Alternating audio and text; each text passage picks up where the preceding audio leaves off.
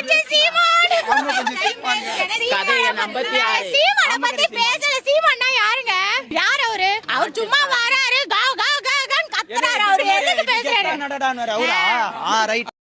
அம்மா வந்து மருத்துவ முகாம் நடத்தி கொண்டிருந்தோம். ஒரு அம்மா ரொம்ப நேரம் ஒரு அம்மா நின்னாங்க. சும்மா அவங்க ஐயர் விட்டு அம்மாவை தான் இருக்கு நின்றுனாங்க. என்னையே பார்த்தாங்க. அம்மா கூப்பிட்டாங்க.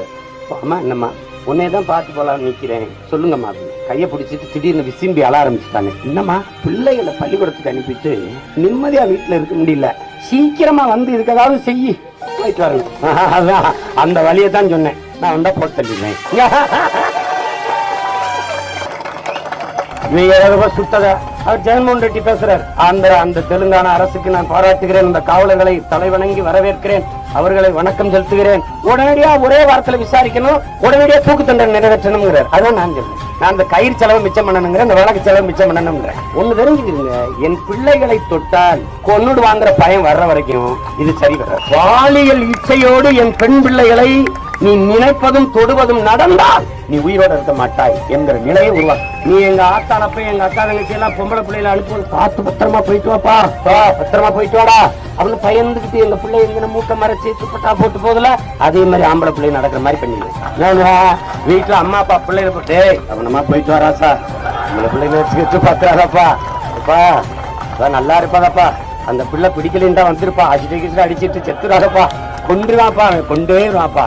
அப்பா நான் ஒண்ணு சொன்னேனே, பொள்ளாச்சியில 6 வயசு பிள்ளைய வன்புணர்வு செஞ்சு கொண்டானா வீட்டுல போய் சொல்லுவேன், அழாதீங்க, ஆறுதலா இருங்க, கவலைப்படாதீங்க, அடக்கம் செய்யாத கொஞ்சம் நேரம் எங்கடாவன் போடுறோம் போட்டியா அவனை போத இப்ப போடுறோமா ரொம்ப கிடையாது. 4 போட்டினா செட்ல. ராஜா இது இல்லாம சரி பண்ண முடியாது. ராஜா ஓடுறான், 100 மீட்டர் ஓடுறான், 200 மீட்டர் ஓடுறான், 800 மீட்டர் ஓடுறான், 1100 மீட்டர் ஓடுறான், 5000 மீட்டர் ஓடுறான், எப்படி வேணாலும் ஓடி வெற்றி கோட்டை தொடர்ந்து சொல்லுவது இல்லையா ராஜா. ஒரு கோடு போட அந்த கோட்டுக்குள்ள ஓடுன்றான். ஓடுறவனுக்கே கோட்டு போட்டு ஓடணும், அவன் நாட்டுக்கு எப்படி இருக்கணும், சரி வராது.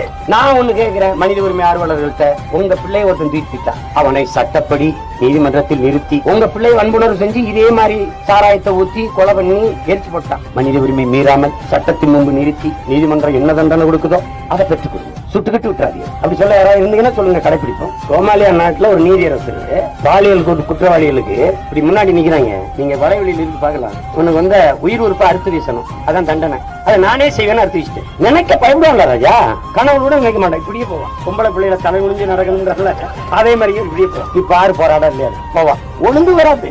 மாதிரி பேசிய தம்பி எல்லாம் சொன்னாங்க பாருங்க, அதிகாரத்தை நாங்க கேட்கறது எல்லாத்துக்கும் சேர்த்துட்டான்.